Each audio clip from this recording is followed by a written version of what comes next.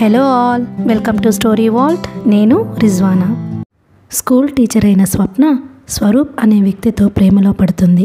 కానీ వాళ్ళ ఇంట్లో కులాంతర వివాహానికి వ్యతిరేకంగా ఉండడం వల్ల స్వరూప్కి ఈ విషయం చెప్పి అతనికి దూరంగా ఉంటుంది.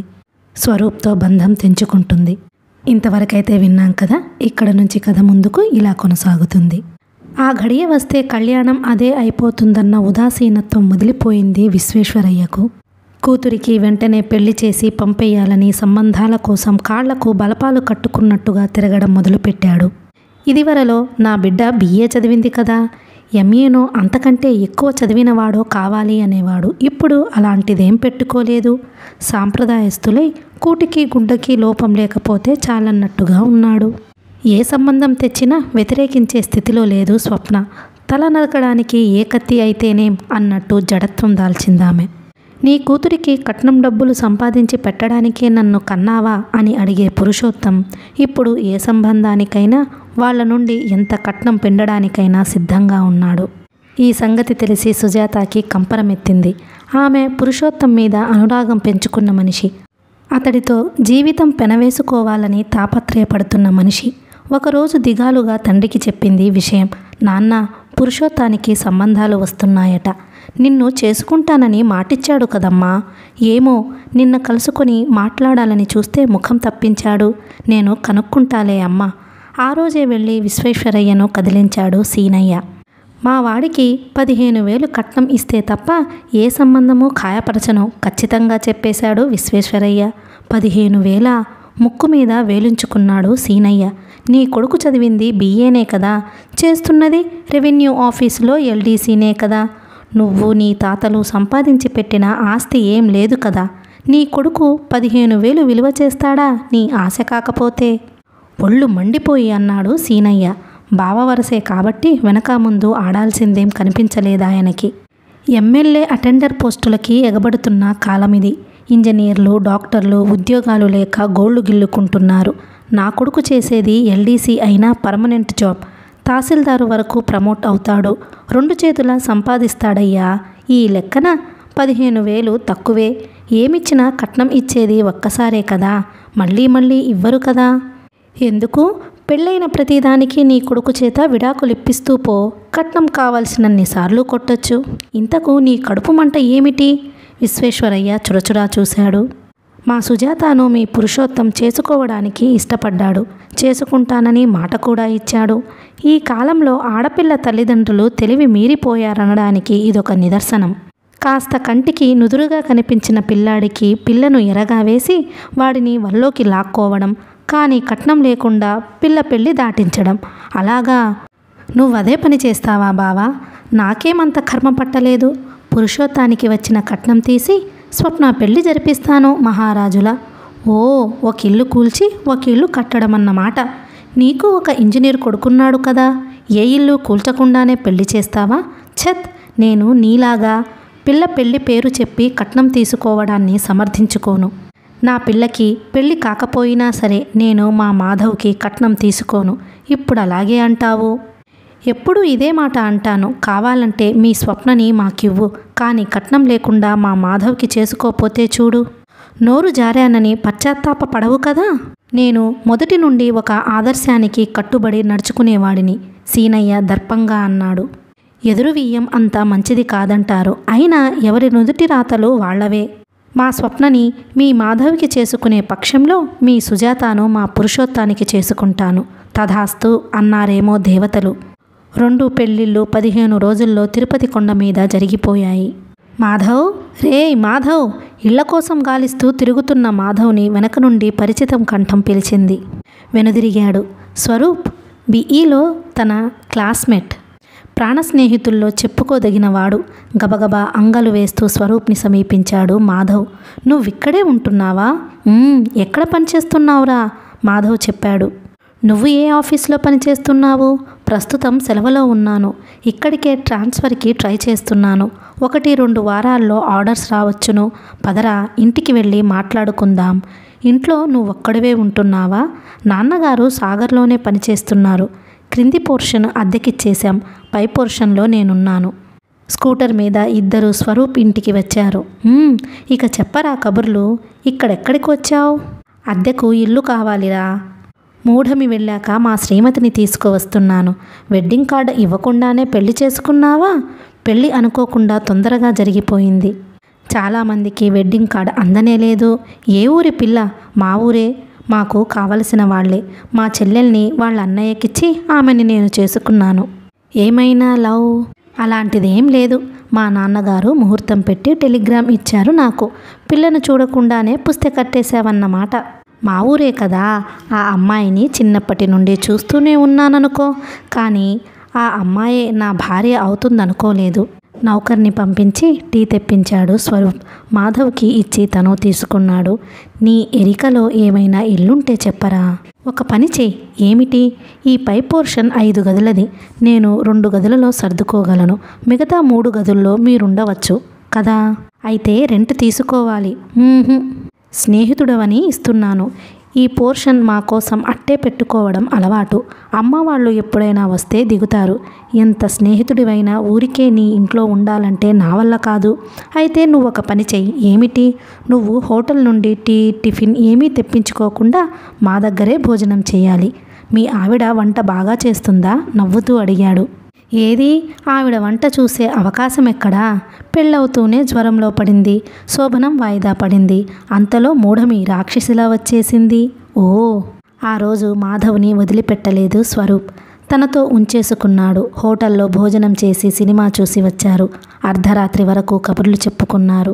నీలో ఏదో మార్పు కనిపిస్తుందిరా స్వరూప్ అన్నాడు మాధవ్. ఏం మార్పు? ఇదివరకులా ఉత్సాహం గంతులు వేయడం లేదు నీ ముఖంలో. ఉండి ఉండి పరధ్యానంలో మునిగిపోతున్నావు. నీ మనసు నీది కానట్టుగా, అది మరొకరిదైనట్టుగా.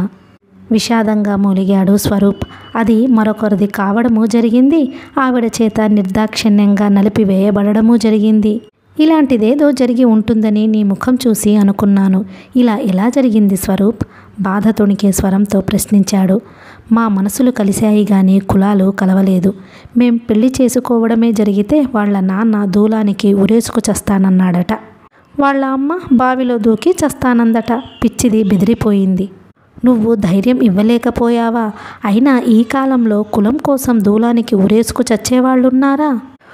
ఉన్నారనడానికి నా ప్రేమ కథ సాక్ష్యం. ఇంతకీ నీ కథానాయకి ఎక్కడా? ఈ సిటీలోనేనా? స్వరూప్ చెప్పాడు. మాధవ్ కనుబొమ్మలు ముడిచి, మా ఊళ్ళోనా? టీచరా? పేరేమిటి అని అడిగాడు. స్వప్న. సూటిగా ముఖానికి గురి చూసి బాంబు విసిరినట్టుగా అయ్యింది. స్వప్న టీచర్. స్వరూప్ ప్రేయసి, తన భార్య. కులాలు కలియని కారణంగా విడిపోయిన ప్రేమ జంట. స్వరూప్ ఆవలించి, ఇక నిద్రపోరా, 12 దాటినట్టుంది అన్నాడు నిద్రపోవడానికి తను ఒత్తిగిల్లి పడుకుంటూ. స్వరూప్ కొద్దిసేపటిలో నిద్రపోయాడు గాని మాధవ్కి నిద్ర పట్టలేదు.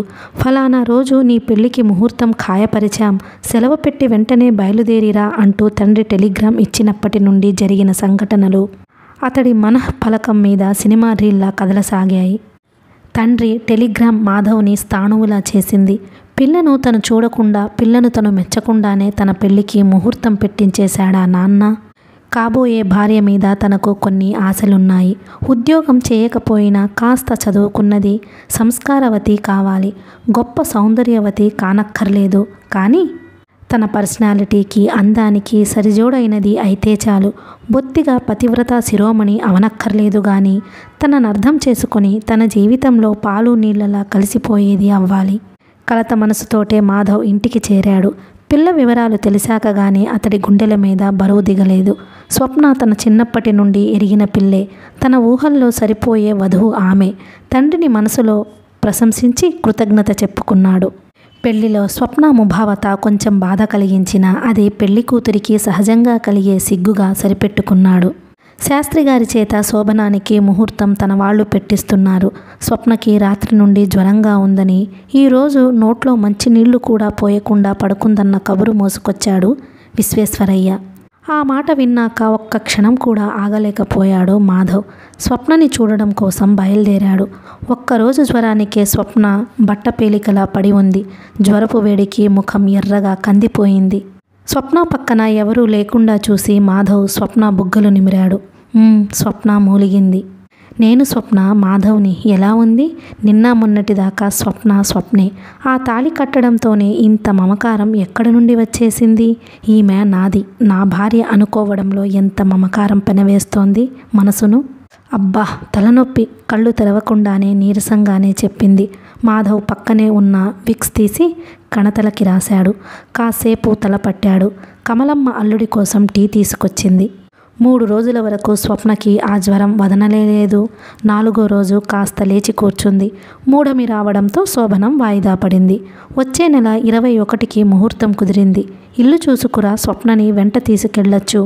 ఆమెకి కూడా అక్కడికే ట్రాన్స్ఫర్ ట్రై చేద్దాం. ఇద్దరూ ఒకే చోట ఉండొచ్చు అని చెప్పాడు సీనయ్య. ప్రయాణానికి సిద్ధమై బయలుదేరే ముందు స్వప్నతో చెప్పడానికి మామగారింటికి వచ్చాడు మాధవ్. స్వప్నని స్నానం చేయించి అట్టలు కట్టిన జుట్టు దువ్వుతోంది వాళ్ళమ్మ. 3 రోజుల జ్వరానికే ఎన్నో రోజులుగా కాయలు పడ్డదానిలా నీరసించిన స్వప్నను ఆప్యాయంగా చూశాడు మాధవ్. కమలమ్మ అల్లుడు రావడం చూసి దువ్వడం మధ్యలోనే ఆపి స్వప్నని ఒక్కదాన్ని గదిలో వదిలి వెళ్ళింది. కూర్చోండి, స్వప్న కుర్చీ చూపించింది. ఎక్కువ టైం లేదు, నేను వెడుతున్నాను. వచ్చే నెల వస్తాను. నువ్వు లీవ్ పెట్టి నాతో రావడానికి సిద్ధంగా ఉండాలి. ఈలోగా నీకు ట్రాన్స్ఫర్ వస్తే సరే. దీనికోసం నాన్నగారు గట్టిగానే ట్రై చేస్తున్నారనుకో. తల చిక్కు నెమ్మదిగా తీసుకుంటూ మౌనంగా ఉంది స్వప్న. వెళ్ళాక ఉత్తరం రాస్తాను, జవాబు రాస్తావు కదూ? స్వప్న తలూపింది. మాట్లాడితే నోటి ముత్యాలు రాలుతాయా? ఏం మాట్లాడనో? స్వప్న బలవంతంగా నవ్వింది. పుట్టిన పాపాయికి ఏడుపు నేర్పమన్నట్టుగా ఉంది. జోక్ చేశాడు. పంతులమ్మవి, పాఠాలు నువ్వు నేర్పాలి గాని. చాప మీద తల బాగా వంచేసి కూర్చున్న స్వప్న నుండి సమాధానం రాలేదు. వేళ్లతో జుట్టు కొనల్లో పడిన చిక్కులు విడదీసే ప్రయత్నం చేస్తోంది. మామగారు బావమరిది రావడంతో మాధవ్కి స్వప్నతో ఏకాంతంగా మాట్లాడే అవకాశం తప్పిపోయింది. మాధవ్ సిటీలో ఇల్లు తీసుకోవడం గురించి, స్వప్న ట్రాన్స్ఫర్ గురించి మాట్లాడారు. మాధవ్కి టైం కావడంతో లేచాడు. వచ్చాక సుదీర్ఘమైన లేఖే రాశాడు స్వప్నకి, తన ప్రేమనంతటినీ అక్షరాల్లో పొదిగి. తనలో పొంగి పొరలిన భావావేశానికి స్వప్న నుండి వచ్చిన జవాబు 2 వాక్యాలు. నేను క్షేమం. కాస్త ఆలస్యమైనా ఇల్లు కాస్త మంచిదే తీసుకోండి. అంతవరకు నాకు ట్రాన్స్ఫర్ వస్తే సరే.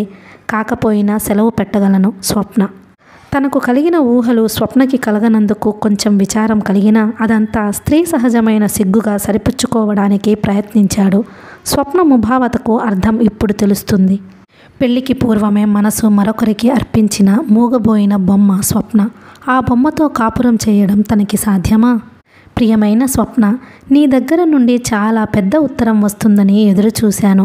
అసలే నీ విరహంతో కాలిపోతున్న నాకు ముక్తసరిగా వ్రాసిన 2 వాక్యాల ఉత్తరం మండే పెనం మీద 2 చినుకుల్లా ఎండిపోయాయి. నీ ఉత్తరం బొత్తిగా ఇలా ఉంటుందని నేననుకోలేదు.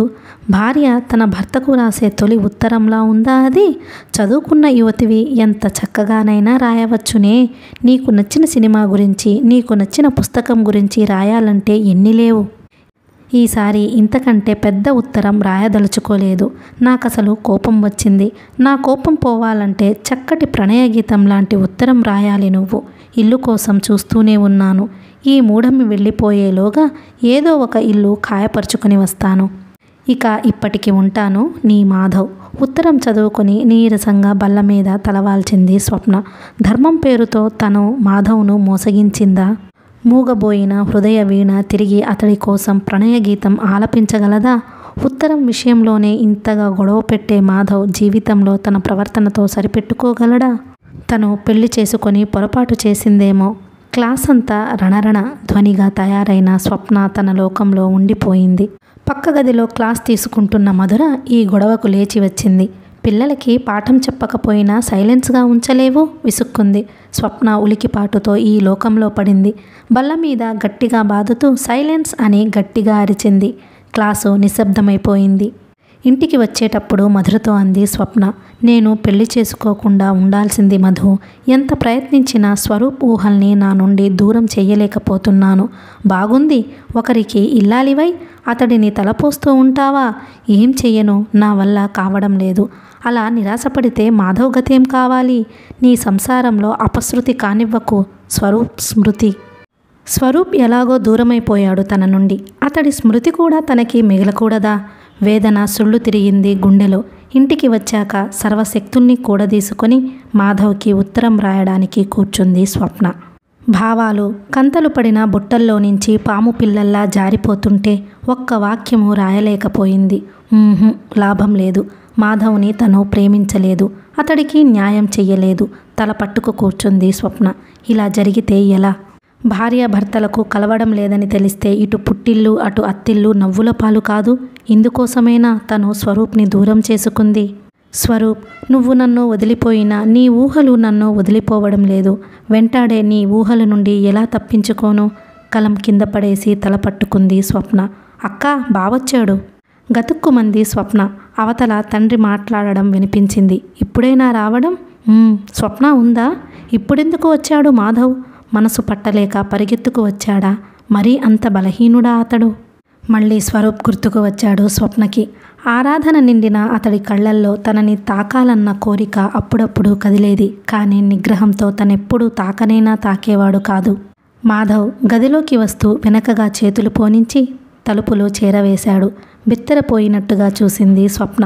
అతడు స్వప్న ముఖంలోకి చూస్తూ శాంతంగా ప్రశ్నించాడు. నీకు స్వరూప్ తెలుసా?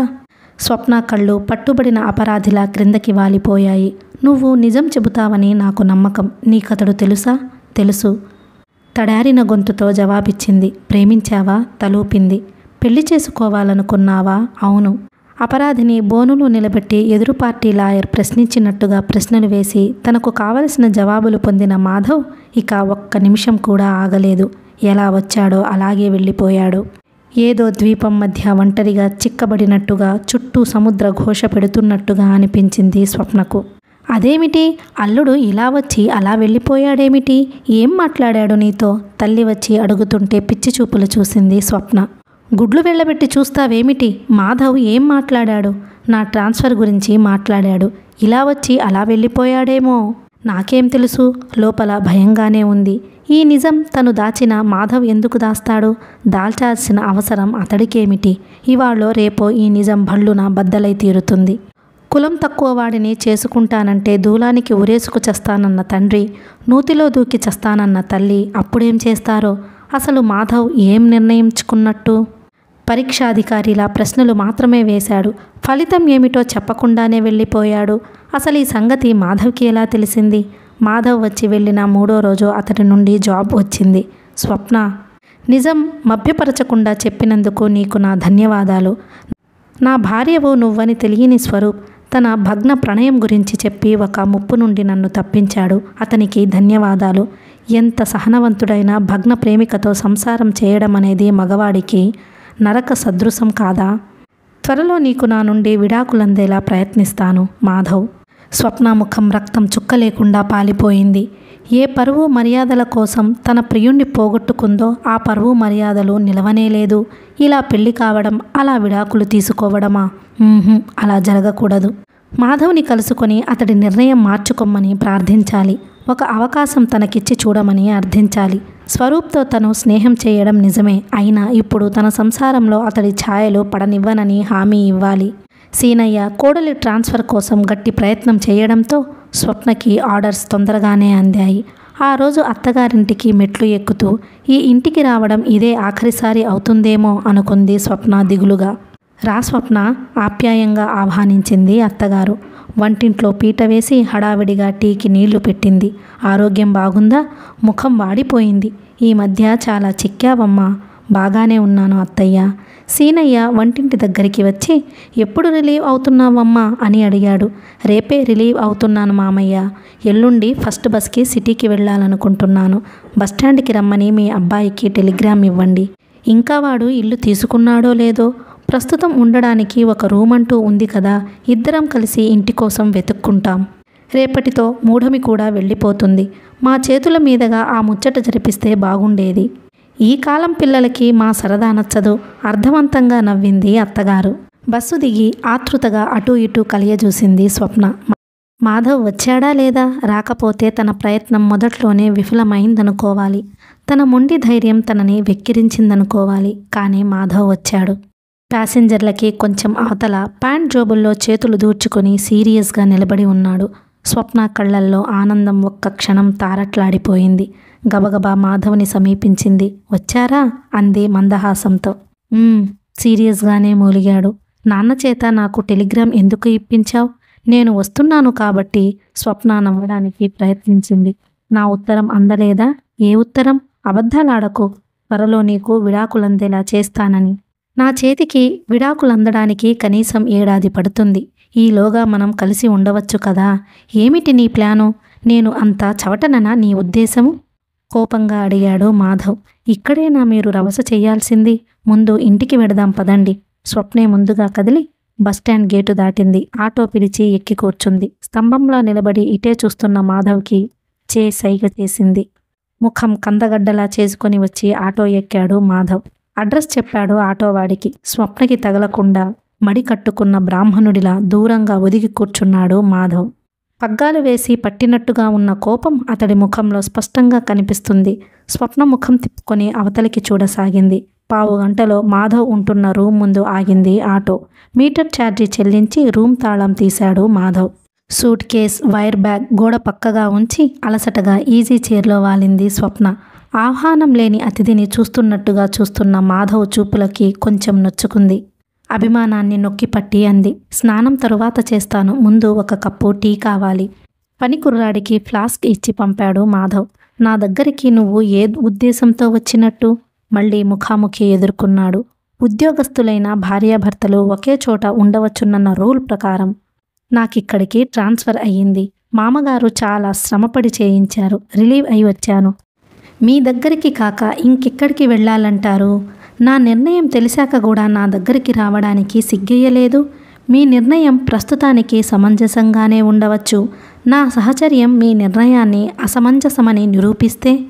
మాధవ్ పౌరుషంగా, ఆ అవకాశం నీకు నేను ఇవ్వగలననే అనుకుంటున్నావా అన్నాడు. ఇచ్చి చూస్తే తప్పేముంది? నీ ఉనికి నేను 1 క్షణం కూడా సహించలేను. సహించకపోతే ఎక్కడికి వెళ్ళాలంటారు? సహనం కూడదీసుకుంటూ అడిగింది స్వప్న. నాకంటే ముఖ్యుడే ఉన్నాడు. కావాలంటే అడ్రస్ ఇస్తాను, వెళ్ళొచ్చు. ఎవరా ముఖ్యుడు? స్వరూప్ ఒక విధమైన కసితో ఉచ్చరించాడా పేరుని. షాక్ కొట్టినట్టుగా కొద్ది క్షణాలు మ్రాన్పడిపోయింది స్వప్న. స్వరూప్ ఇక్కడే ఉంటున్నాడా? ఈయనకి అతడెలా తెలుసు? క్లాస్మేట్స్ ఏమో. ఉక్రోషంతో తలెత్తింది. ఏమిటి మీ ఉద్దేశం? నన్ను అతడి దగ్గరికి పంపించాలనుకుంటున్నారా? పంపించాల్సిన అవసరం నాకేమిటి? నిన్నిక్కడ ఆపేవాళ్ళెవరూ లేరని చెప్పడం తప్ప? స్వప్న కటువుగా అంది. ఆపేవాళ్ళు లేనంత మాత్రాన ఆడది అంతగా చెడిపోతుందని మీ ఉద్దేశమా? ఇందాక నేనంతా చవటననుకుంటున్నావా అన్నారే, ఆ మాట ఇప్పుడు కరెక్టేననిపిస్తుంది. నోటికి ఎంతొస్తే అంత కూస్తే? మాధవ్ చెయ్యెత్తబోయి విరమించుకున్నాడు. లేకపోతే ఏమిటండి? భార్యని ప్రియుడి దగ్గరికి పంపించడం సహృదయత అనిపించుకోదు. మగవాడి చవటతనం నిరూపిస్తుంది. పతివ్రతలా మాట్లాడకు కస్సుమన్నాడు. పతివ్రతకి పతితకి పూర్తి నిర్వచనం మీకు తెలుసా? ఓటికుండకి చప్పుడెక్కువన్న సంగతి నీకు తెలుసా?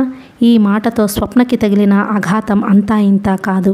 మసిపూసినట్టుగా ఆమె ముఖం నల్లగా మాడిపోయింది. దుఃఖం గొంతుదాకా ఎగదన్నుకురాగా అతడి ముందు ఏడవడం ఇష్టం లేక సూట్ కేస్ తెరిచి బట్టలు తీసుకుని స్నానం చేసే నెపంతో బాత్రూమ్ వెతుకుతూ బయలుదేరింది. బాత్రూమ్ కనిపించగానే అందులో దూరి తలుపు మూసుకొని మనసారా ఏడ్చేసింది. ఆడది ప్రేమలో పడితే ఎంత నికృష్టంగా చూడబడుతుంది. శారీరకంగా చెడక్కర్లేదు, మానసికంగా ఒక పురుషుడి ఆకర్షణకు లోనైతే చాలు. నీతిమాలిన దాని కింద, నికృష్టిరాలి క్రింద లెక్క కట్టేస్తారు. మనసు చలించినంత మాత్రాన నీతిమాలినదయ్యేటైతే ఈ ప్రపంచంలో కాగడ వేసి వెతికిన ఒక్క పతివ్రతను కూడా పట్టుకోలేరు ఈ మగవాళ్ళు. ఆడదాని హృదయంలోకి చూడగల దివ్య దృష్టే వీళ్లకుంటే భార్య, చెల్లెళ్ళు, తల్లులు, వదినలు అందరూ పతితల క్రిందకి వస్తారు. అప్పుడు ఆడవాళ్ళందరినీ త్వజించి ముక్కు మూసుకొని అడవుల్లోకి వెళ్ళిపోతారా ఈ మగధీరులు? మాధవ్ తనని ఎంత అవమానించినా సరే, ఎంత చులకన చేసి మాట్లాడినా సరే అతడి అంతు తేల్చుకోనిదే వెళ్ళదు. ఒక నిశ్చయానికి వచ్చిన స్వప్న నిబ్బరం తెచ్చుకోగలిగింది. ఆ బాధలో, దుఃఖంలో, కసిలో చల్లటి నీళ్లు తలనిండా గుమ్మరించుకుని శాంతపడింది. బాత్రూమ్ తలుపు తెరుచుకొని యువతలికి వచ్చేసరికి ఆమె ముఖం తేటపడి మామూలుగా అయ్యింది. వైర్ బ్యాగ్లో నుంచి టాయిలెట్ సామాన్ యువతలికి తీసి 10 నిమిషాల్లో అలంకరణ ముగించింది. ఉన్నది ఒకటే రూమ్ కనుక గత్యంతరం లేనట్టుగా కుర్చీలో కూలబడి న్యూస్ పేపర్ అడ్డం పెట్టుకున్నాడు మాధవ్. బల్ల మీద ఫ్లాస్క్, కప్పు, సాసర్లు రెడీగా ఉన్నాయి. వేడివేడిగా ఒక కప్పు టీ తీసుకొని అలసటని తలనొప్పిని పోగొట్టుకోవాలని ఉన్న అభిమానంతో ముట్టదలచలేదు స్వప్న. తను ఒక కుర్చీలో కూర్చుని టేబుల్ మీదున్న మ్యాగజైన్ చేతిలోకి తీసుకుంది. మాధవ్ కాస్త తగ్గినట్టుగా లేచాడు. 2 కప్పుల్లో టీ పోసి ఒకటి స్వప్న దగ్గరుంచాడు. తీసుకో, చల్లారిపోతుంది. అక్కర్లేదు. అంత అభిమానస్తురాలివి నా దగ్గరికి ఎందుకు వచ్చావు? వచ్చాను, పోతాను కూడా. కానీ నా ఒక్క ప్రశ్నకు మీరు జవాబు చెప్పాలి. మీ వయసు 30కి 2 తక్కువ. యువకులై ఏ 10-12 సంవత్సరాలో అయి ఉంటుంది. ఈ 10-12 సంవత్సరాలలో ఏ స్త్రీ మిమ్మల్ని ఆకర్షించలేదా? ఏ స్త్రీతోనూ మీరు దగ్గరి సంబంధం పెట్టుకోవాలని తహతహలాడలేదా? నేనేం అంత చపలుణ్ణి కాదు. అదేం అంత గర్వించాల్సిన సంగతి కాదులేండి. షటప్. ఆడదాన్నై ఉండి తాళి కట్టిన భర్తతో వేరొక పురుషుణ్ణి ప్రేమించానని చెప్పగలిగాను. నిజం చెప్పడానికి మీకెందుకు భయం? మాధవ్ వెటకారంగా అన్నాడు. నువ్వు నన్ను వదిలేస్తావన్న భయం చేత. తప్పు చేసింది అనే స్త్రీ మీద ఒక రాయి విసరాలన్న కుతూహలాన్ని మించి మరేదీ కలగదనుకుంటాను మనిషికి. ఆ రాయి విసిరే మనస్తత్వమే చూస్తున్నాను ఈ మాధవ్ బియ్యిలో. నిజాయితీ వ్యక్తం చేసే గుండె నిబ్బరమే మీకుంటే నాకు నిజం చెప్పండి. ఇన్నేళ్ల యవ్వనంలో మిమ్మల్ని చెలింపజేసిన బలహీన క్షణాలు లేనేలేవా? మీ దగ్గరికి వచ్చిన స్త్రీ లేనేలేదా? నేను బ్రహ్మచారిని కాదు. ఈ మాట సగర్వంగా చెప్పాలనుకున్నాడు. కానీ సూటిగా పదునెక్కిన కళ్ళతో చూస్తున్న స్వప్న ముందు కించిత్ సంకోచానికి లోను కాక తప్పలేదు. కానీ నేను కన్యను. మీ ముందు నేను సిగ్గుపడాల్సింది, జంకాల్సింది లేదనుకుంటాను. స్త్రీ ప్రేమ వ్యభిచారంగా, పురుషుడి ప్రేమ శృంగారంగా వర్ణింపబడడం నిజంగా న్యాయమైందంటేనే అంటారు. న్యాయం సంగతి ఏమో గాని ఇద్దరినీ ఆనందించపరిచే క్షణాలే పురుషుణ్ణి తప్పించుకునేలా ఆడదాన్ని తల్లిగా చేస్తాయి. ప్రకృతిలో ఉంది కదా పక్షపాతం. ప్రకృతి పక్షపాతం చూపించినంత మాత్రాన ఆమెను పతితను చెయ్యాలా ఈ మనుషులు? పురుషుణ్ణి రసిక మహారాజులా కీర్తించాలా? ఇదెక్కడి న్యాయం? నా కథ అంత దూరం వెళ్ళకపోయినా నన్ను హీనంగా, అగౌరవంగా మీరెందుకు చూస్తున్నారు? ప్రేమించడం అంత పాపమా? పెళ్లి కాకముందే బ్రహ్మచర్యం కోల్పోయిన మీకంటే పాపినా? నేను స్వరూప్ని ప్రేమించాను. పెళ్లి కూడా చేసుకోవాలనుకున్నాను. కానీ కుటుంబం, సాంప్రదాయం, మాన మర్యాదలు సంకెళ్ళు వేసి వెనక్కులాగాయి. విడాకులిస్తానంటూ మీ దగ్గర నుండి ఉత్తరం వచ్చేదాకా నేను అదే విషాదంలో కుమిలిపోతున్నాను. పెద్ద గీతను చిన్న గీతను చెయ్యాలంటే దాని పక్కన దానికంటే పెద్ద గీతను గీయాలన్నట్టు మీ ఉత్తరం చూశాక నా మనసులో స్వరూప్ బాధ మాయమై నా సంసారం ఎలా నిలబెట్టుకోవాలా, నా బ్రతుకు నవ్వుల పాలు కాకుండా ఎలా కాపాడుకోవాలా అన్న తాపత్రయం మొదలైంది. అవివాహితగా నా జీవితం ఒక కుటుంబంతోనే ముడిపడి ఉంటే ఇప్పుడు 2 కుటుంబాలతో ముడిపడింది. ఇంత ఆలోచన ప్రేమకు ముందు రాలేదా? వస్తే ఇవాళ మీతో ఇన్ని మాటలు పడాల్సిన అవసరం వచ్చేది కాదు. సుమ పరిమళంలా గుండెలోకి చొచ్చుకు వచ్చే ప్రేమను వారించడం ఎవరితరం? ఈ ప్రేమ నన్ను పిచ్చిదాన్ని చేసి నా కుటుంబం పరువు ప్రతిష్టలు రచ్చకీర్చక ముందే నేను నిగ్రహించుకోగలిగాను. నా పెద్దల ఆజ్ఞకు లోబడి మీ ముందు తలొంచి తాళి కట్టించుకోగలిగాను.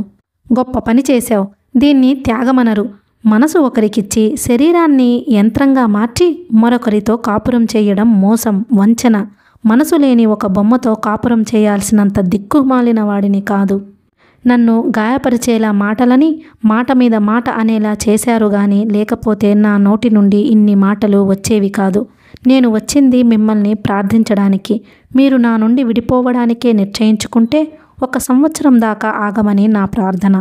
నేను బొమ్మనో మనిషినో మీకు తెలిసిపోతుంది ఈ సంవత్సరంలో. ఆ తరువాత కూడా మీరు విడిపోవడానికే నిశ్చయించుకుంటే ఏ కోర్టులు అక్కర్లేదు. నేనే దూరమైపోతాను.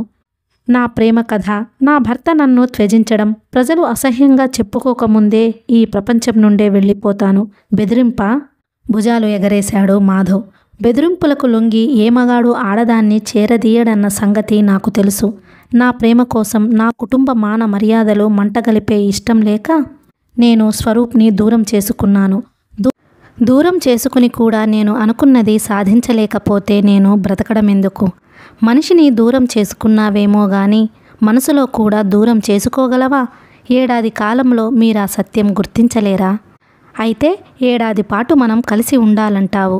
ఆ పైన మనం భార్యాభర్తలుగా జీవించడమో విడిపోవడమో జరగాలంటావు. అవును, ఇది ఒక అగ్రిమెంట్ అనుకుందాం. ఆల్ రైట్, నేనెందుకు కాదనాలి? స్వరూప్, తన భగ్న ప్రణయం గురించి చెప్పిన నాటి నుండి గుండెలో బగబగలాడుతున్నదేదో కొద్దిగా చల్లారినట్లనిపించింది మాధవ్కు. ఎవరికో మనసిచ్చి అతడితో ప్రేమ వ్యవహారం నడిపిన అమ్మాయి మెడలో తాళి కట్టిన తన దౌర్భాగ్యానికి ఎంత విచారించాడో, తన భార్య ప్రేమ కథ నలుగురిలో పడితే తన బ్రతుకు, తన కుటుంబం ఎంత నవ్వులపాలు అవుతుందో ఊహించుకుంటుంటే ఒంటికి కారం రాచుకున్నట్టుగా అనిపించేది. నిజంగా ఆనాటి నుండి ఒక విధమైన నరకం అనుభవించాడు తను. స్వప్న చెప్పిన పద్ధతి బాగానే ఉంది. భౌతికంగానే కాదు, మానసికంగా కూడా గతాన్ని ఆమె సమాధి చేయగలిగితే ఆమెతో కాపురం చేయడానికి తనకేమీ అభ్యంతరం లేదు. స్వప్న డ్యూటీలో జాయిన్ అయింది. ఇద్దరూ కలిసి 3 రోజులు తిరిగారు ఇంటి కోసం. ఒక మాదిరి ఇల్లు దొరికింది. స్వప్న ఊరికి వెళ్ళి పెళ్లిలో తనకి బహుమతుల కింద వచ్చిన సామానో, పుట్టింటి వాళ్ళిచ్చిన సామానో తెచ్చుకుంది. 500 ఖర్చు చేసి సంసారానికి అవసరమైన మరికొంత సామాను కూడా కొంది. ఒక సెలవు రోజున ఇల్లంతా నీట్గా సర్దుకుంది. ఆఫీస్ నుండి వచ్చిన మాధవ్కి గృహిణి నేర్పరితనం కొట్టివచ్చినట్లు కనిపిస్తున్న ఇంట్లో సేద తీరినట్టయింది. గోడలకి చక్కని చిత్రపటాలు, కిటికీలకి గుమ్మాలకి మంచి డిజైన్లలో ఉన్న తెరలు, చక్కగా అమర్చిన ఫర్నిచర్, ఇంటి రూపమే మారిపోయినట్టుగా ఉంది. స్వప్న టీచరే కాదు, మంచి గృహిణి కూడానన్నమాట. మనసులో తృప్తి లాంటిదేదో నిండిపోగా ఈజీ చైర్లో శరీరం వాల్చాడు. ముఖం కడుక్కు వస్తే టీ ఇస్తాను. స్వప్న గుమ్మం దగ్గరికి వచ్చి అంది. పిక్చర్కి వెడదామా స్వప్న? చాలా అలసిపోయాను, వచ్చే ఆదివారం వెడదాం. పని అలసట ఆమె ముఖంలో స్పష్టంగా కనిపిస్తుంది. వాడిపోయిన ఆ ముఖం చూస్తుంటే జాలేసింది మాధవ్కి. బట్టలు మార్చుకుని లోపలికి వచ్చి, చాలా అలసిపోయినట్టున్నావు, నేనేమైనా సాయం చేయగలనా అని అడిగాడు. డీకాక్షన్ ఫిల్టర్ చేస్తున్న స్వప్న చిన్నగా నవ్వింది. మీకేం చేతవుతుంది? మరి మగాణ్ణిని అలా తీసివేయకు. తలుచుకుంటే మాకు చేతగాని విద్యేముంటుంది? ఈ నైట్కు నేను వంట చెయ్యనా? మీకు వంట వచ్చా? స్వప్న కళ్ళల్లో తెచ్చిపెట్టుకున్న ఆశ్చర్యం. రాదు, నీ శ్రమ పంచుకోవడానికి నేను వంట నేర్చుకుంటాను. ఇద్దరం బయట కష్టపడి వచ్చేవాళ్ళం. ఇంట్లో నువ్వొక్కదానివే కష్టపడడం న్యాయం కాదు. ఒక సెలవు రోజు మాధవ్ పిక్చర్ ప్రోగ్రాం పెడితే స్వప్న జూబార్కుకు వెడదామంది. సరేనన్నాడు మాధవ్. తినడానికి కొంచెం ఫలహారం, ఫ్లాస్క్లో టీ తీసుకుంది స్వప్న. టీ తాగడానికి గ్లాసులతో సహా వైర్ బ్యాగ్లో సర్దేసి బయలుదేరింది. పార్కులో అడుగుపెట్టాక ఈ లోకాన్నే మర్చిపోయినట్టుగా అయ్యింది స్వప్న. రంగురంగుల్లో సుమబాలల సౌందర్యం విరబోస్తుంటే రకరకాల వన్యమృగాలు కళ్లను తిప్పనీయడం లేదు. ప్రతిదీ చిన్నపిల్లలా చూస్తూ మనసారా ఆనందిస్తున్న స్వప్నను చూస్తుంటే ఆమె పట్ల ఆకర్షణ పెరిగిపోతోంది మాధవ్కి. ఏ బాధ తెలియని దానిలా సరదాగా క్షణాలు దొర్లిస్తున్న స్వప్న భగ్న ప్రేమిక అంటే ఎవరూ నమ్మరు. ఈ స్వప్నకి, ఈ సౌందర్య రాశికి తను విడాకులివ్వాలనుకున్నాడా? ఎన్నో మంచి గుణాలున్న ఈ స్వప్నని తూలనాడింది తనేనా? స్వప్నకి విడాకులివ్వాలనుకున్న తన ఒకనాటి ఆలోచనకు తనను తాను నిందించుకోసాగాడు మాధవ్. స్వప్న తెలివైంది కాబట్టి తనలా తొందరపడకుండా తనకొక అవకాశం ఇచ్చింది. ఈ అవకాశంతో తన జీవితాన్ని స్వర్గతుల్యం చేసుకోవాలి. ఒకనాటి ప్రేమ కథను స్వప్న ఎలా మర్చిపోవాలనుకుందో అది తను మర్చిపోవాలి. ఆమె మనసులో స్వరూప్ స్థానాన్ని తను గెలుచుకోవాలి. ఆకలేస్తుంది, ఇక్కడ కూర్చొని తెచ్చినవి ఖాళీ చేసేద్దామా? కళ్ళు తిప్పుకోకుండా ఏం చూస్తున్నారు? ఏం అద్భుతం కనిపిస్తుంది నా ముఖంలో? విస్మయంగా అడిగింది స్వప్న. ఒక సౌందర్య భరిణే, ఒక సుగుణాల రాశి, చూపు తిప్పకుండానే అన్నాడు. స్వప్న పక్కున నవ్వింది. ఆ బిరుదులివ్వడానికి ఏడాదిలో వారమే దొర్లిపోయిందని మరచిపోకండి అంటూ ఒక చెట్టు క్రింద బెంచి దగ్గరికి నడిచింది. వైర్ బ్యాగ్లో నుంచి ఫ్లాస్కు, మిగతా సామాను తీసింది. డబ్బా మూతలో బూందీ పోసి మాధవ్కి ఇచ్చింది.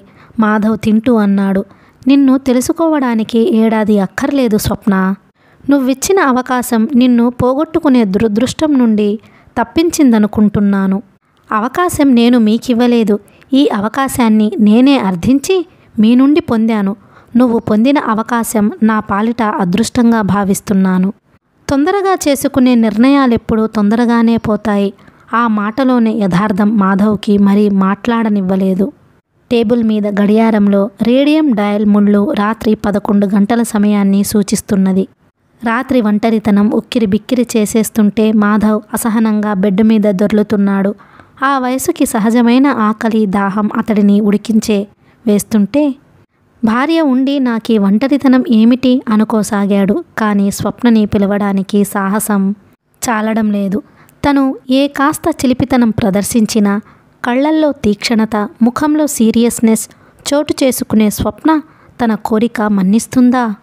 కరిగిపోతున్న కాలం మాధవ్లో కోరికను రగిలిస్తుంటే స్వప్న తన కోరిక మన్నిస్తుందా అన్న మీమాంసం తొలగి నా కోరిక తీర్చకపోతే తనెందుకు ఇంట్లో? ఆమెను బలాత్కారంగానైనా ఆక్రమించుకునే హక్కు తనకుండగా తన శరీరాన్ని ఇంత చిత్రహింస పెట్టుకోవడం ఎందుకు? ధీమా పెరిగింది.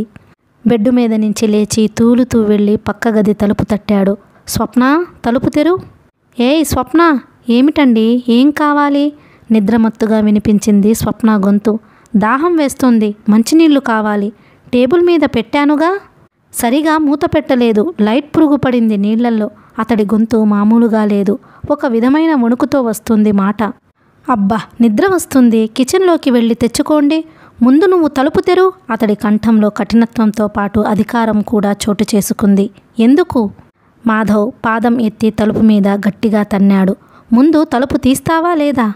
స్వప్నకి పరిస్థితి అర్థమైపోయింది. మగవాడిలో సహజంగా మేల్కొనే మృగం మేల్కొందని. ఇప్పుడు తను తలుపు తీస్తే ఆ మృగానికి తను ఆహారమైపోతోంది. ఆహారం కావడానికి తను సిద్ధమే. మాధవ్కి తన పట్ల కలుగుతున్న ఆకర్షణ ఇక్కడితో ఆగిపోతోంది. మామూలు భర్తగా మారిపోతాడు. ఈ ఆకర్షణ పెరగాలి, బాగా పెరగాలి. తనంటే పడి చచ్చేంత పెరగాలి. భవిష్యత్తులో అతడు తనను శంకించలేనంతగా అనురాగబద్ధుణ్ణి చేసుకోవాలి. అప్పుడు అతనికి తను లొంగడమనేది. స్వప్న తలుపు దగ్గరగా వచ్చి అంది. మనం పెట్టుకున్న గడువు దాటేదాకా రాత్రిపూట ఈ తలుపు తెరుచుకోదండి. నీ తలకాయ్, గడువు తీసి గట్టున పెట్టు. తలుపు తెరవకపోతే రేపే పంపేస్తాను నిన్ను, రౌద్రంగా అరిచాడు. ఈ గడువు నేను తమాషాకి పెట్టలేదు. మీరు నన్ను అర్థం చేసుకోవాలని, మీలో ఏ అనుమానం మిగలకుండా నన్ను విశ్వసించాలని. మనం భార్యాభర్తలంగా జీవించడం మొదలుపెట్టాక మన మధ్య ఏ విధమైన కలతలు రాకూడదండి. మాధవ్ స్వరం మృదువుగా మారిపోయింది. నిన్ను అర్థం చేసుకోవడానికి 1 ఏడాది కాలం అక్కర్లేదు స్వప్న. నువ్వు నాకు అర్థమైపోయావు. నువ్వు చాలా మంచి అమ్మాయివి. నిన్ను భార్యగా పొందడం నా అదృష్టంగా భావిస్తున్నాను. ఈ 1 ఏడాది గడువు కేవలం మీకోసమే పెట్టలేదు. నన్ను నేను అదుపులోకి తెచ్చుకోవడానికి, స్వరూప్ తలంపు తుడిచి వేసుకోవడానికి నాకు కొంతకాలం కావాలి. నేను మీ కౌగిలిలో ఉన్నప్పుడు నాలో స్వరూప్ మెదలకుండా ఉండడం కోసం ఈ గడువు నాకు కావాలి. ప్లీజ్ నన్ను అర్థం చేసుకోండి. ఈ సమయంలో స్వప్న నోటి నుండి స్వరూప్ పేరు వినేసరికి మాధవ్ మైకం వదిలిపోయింది. పళ్ళు పటపటా కొరుకుతూ వచ్చి బెడ్డు మీద పడ్డాడు. దెయ్యం, రేపే పంపేస్తాను. ఆ స్వరూప్తోనే ఊరేగు అని గొణుక్కుంటూ. తెల్లవారింది. మామూలుగా 6 గంటలకల్లా లేచి స్నానం చేసి వంట ముగించింది స్వప్న. 8 అయినా మాధవ్ మాత్రం లేవలేదు. మెలకువ అయినా బద్ధకంగా అలాగే పడుకున్నాడు. ఏమండి? స్వప్న గదిలోకి వచ్చి పిలిచింది. లేవండి, ఆఫీస్కు వేళవుతుంది. మాధవ్ కళ్ళు తెరవకుండానే అన్నాడు. ఆఫీసు, ఉద్యోగం ఎవడికి కావాలి? పోతే పోని, జీవితమే నాశనమైపోగా. ఒక ఆడది మోసగించినంత మాత్రాన మగవాడి జీవితం నాశనమవుతుందా? ఈ స్వప్న కాకపోతే మరో స్వర్ణ దొరుకుతుంది మీకు. నా అవస్థ ఏదో నేను పడతాను. ముందు నువ్వు నా ఇంట్లో నుంచి వెళ్ళిపో. అలాగే పోతాను. ముందు మీరు లేచి ఆఫీస్కు తయారు కండి. నేను ఈరోజు ఎక్కడికి వెళ్ళను. నాలాంటి భార్య దొరకడం మీ అదృష్టమన్నారు. ఇప్పుడు అనుకుంటున్నాను చాలా దురదృష్టమని విసురుగా అన్నాడు. ఆ నిర్ణయానికి రావడానికి 1 ఏడాదిలో 2 వారాలే గడిచిపోయాయి. స్వప్న నవ్వుతూ మాధవ్ మీద నుండి బ్లాంకెట్ లాగేసింది. లేవండి, ఏకాంతంలో వ్యధ అధికమవుతుంది. అలా నలుగురిలోకి వెళ్ళి పడితే మిమ్మల్ని మీరు మర్చిపోగలుగుతారు. మాధవ్ లేచి గబగబా తన పనులు పూర్తి చేసుకుని భోజనం చేయకుండానే వెళ్ళిపోయాడు. నిన్నటిదాకా నడిచిన దినచర్యకు భిన్నంగా ఇద్దరూ ఒకేసారి భోజనం చేసి ఇంటికి తాళం పెట్టి ఇద్దరూ ఒకేసారి బయలుదేరేవారు. స్వప్న నుండి ఒక నిట్టూర్పు గుండెల్ని చీల్చుకు వచ్చింది. మాధవ్కి ఎదురుకు తిరగడం వల్ల అతడిలో ఆకర్షణ పెరుగుతుందా, తరుగుతుందా? స్వప్నతో మాటలు మానేశాడు మాధవ్. ఇంట్లో తినడం మానేశాడు. స్వప్న కలగజేసుకోపోతే విదిలించి వేస్తున్నాడు. సాయంత్రం బడి వదిలాక బస్టాప్లో నిలబడింది స్వప్న, బస్సు కోసం చూస్తూ. ట్రాఫిక్ చాలా రద్దీగా ఉంది. రిక్షాలు, ఆటోలు, స్కూటర్లు అన్నీ లైన్లో వెళ్ళిపోతున్నాయి. అంత రద్దీలోనూ స్కూటర్ మీద వెడుతున్న అతడిని చూసే గుండె జల్లుమంది స్వప్నకు. అతడు కూడా ఇటు చూశాడు, కానీ ఆగలేదు స్కూటర్. అతడు స్వరూప్ కదూ? అవును, స్వరూపే. 1,00,000 మందిలోనైనా అతడిని తను గుర్తించగలదు. స్వరూప్ తనని చూశాడు, అయినా ఆగలేదు. తనని గుర్తించలేదా? గుర్తించకపోవడమే తన అదృష్టం. తిరిగి అతడు తనకు దగ్గరైతే ఊహించుకోవడానికే ఇష్టపడలేదు స్వప్న. కానీ 5-6 నిమిషాలు గడవకముందే అతడు తిరిగి వచ్చి స్వప్న ముందు నిలబడ్డాడు.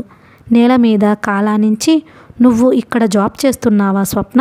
వచ్చి ఎన్ని రోజులైంది? అతడి ముఖంలో కొండంత సంభ్రమం. జవాబు గొణిగినట్టుగా వచ్చింది స్వప్న నుండి. ఆమె ముఖం వెలవెలబోతూ ఉంటే జీవితంలో ఇంకెప్పుడూ చూడనేమో అనుకుంటున్న తన స్వప్నను మళ్ళీ ఇంత తొందరగా ఆకస్మికంగా చూడడం వల్ల కలిగిన ఆనందం అతడి ముఖాన్ని చాటంత చేసింది. ఎక్కడ పనిచేస్తున్నావు? నువ్వుండడం ఎక్కడ? నీతో ఎవరొచ్చారు? హడావిడిగా ప్రశ్నల వర్షం కురిపిస్తున్నాడు స్వరూప్. స్వప్న గుండెల మీద పాలిస్టర్ చీర వెనకాల దగదగలాడుతున్న కొత్త మాయని మాంగళ్యాలు 1,00,000 వోల్టుల కరెంటు షాకులా తగిలాయి అతడికి. నెత్తురు చుక్క లేకుండా పాలిపోవడం ఇప్పుడు స్వరూప్ వంతయ్యింది. నువ్వు ఇంత తొందరగా పెళ్లి చేసుకోగలిగావా స్వప్న? దెబ్బతిన్నవాడిలా ఆక్రోశిస్తున్నట్టుగా అడిగాడు. గుండెలో బాకు దిగిన బాధ అతడి కళ్ళల్లో స్పష్టంగా కనిపిస్తుంటే స్వప్న అపరాధిలా తల వాల్చుకుంది. ఏ ఊరిచ్చారు నిన్ను? మీ ఆయన కూడా ఇక్కడే పనిచేస్తున్నాడా? నా బస్సు వచ్చేసింది. స్వప్న పరిగెత్తింది. అప్పుడే ఆగిన బస్సు దగ్గరికి. బస్సు ఎక్కుతూనే కదిలింది. ప్రాణం లేని బొమ్మలా చాలాసేపు నిలబడిపోయాడు స్వరూప్. కథ కొనసాగుతుంది. ఈ వీడియో మీకు నచ్చినట్లయితే please like, share and subscribe the channel. Thank you.